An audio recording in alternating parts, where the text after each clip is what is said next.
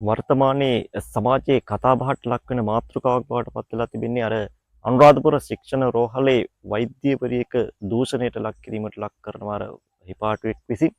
ඉතින් මේ කාරණා මුල් කරගෙන වෛද්‍යවරුන් ප්‍රකාශ කරනවා මීට පෙර ආතුව රජයට දැනුවත් කරලා තිබෙනවා බව මේ පිළිබඳව තිබෙන අනාරක්ෂිතභාවය. නමුත් මේකට කිසිම විසඳුමක් ලැබිලා නැහැ කියන කාරණාව තමයි වුන් කියන්නේ. ඒක මුල් කරගෙන ඕන් වෘත්තීය ක්‍රියාමාර්ගයකට අවතීර්ණ වන්නට තීරණය කරනවා.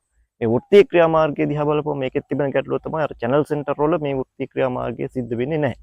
රජයේ ආයතන රජයේ වෛද්‍ය මධ්‍යස්ථානවල විතරයි මේ වෘත්තීය ක්‍රියාමාර්ගය සිද්ධ වෙන්නේ. මේ නිසා දැඩි ලෙස අපහසුතාවයට ලක්වන්නේ අහිංසක දුප්පත් රෝගීන්. චැනල් සෙන්ටර් එකකට ගිහිල්ලා බෙහෙත් ගන්නට අපහසුවෙන් ඉන්නේ අහිංසක මිනිස්සු.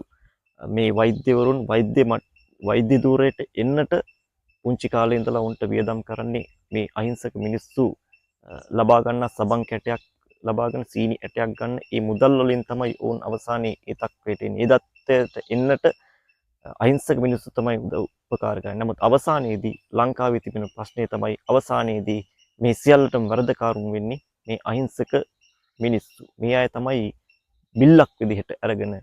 ඒ නිසා මේ වගේ දේවල් සිද්ධ කරන්න එපා කියන ආදරණීය ඉල්ලීම කරනවා. අපේ හැම දෙනාගේම අපි ඉල්ලීමක් කරනවා මෙවන් වූ දේවල් සිද්ධ කරන්නට එපා. අහිංසක මිනිස්සු කොයි වෙලාවකවත් පලිහක් විදිහට අරගන්නට එපා කියන ආදරණීය මතක් කිරීම හැමෝටම අපි කරනවා.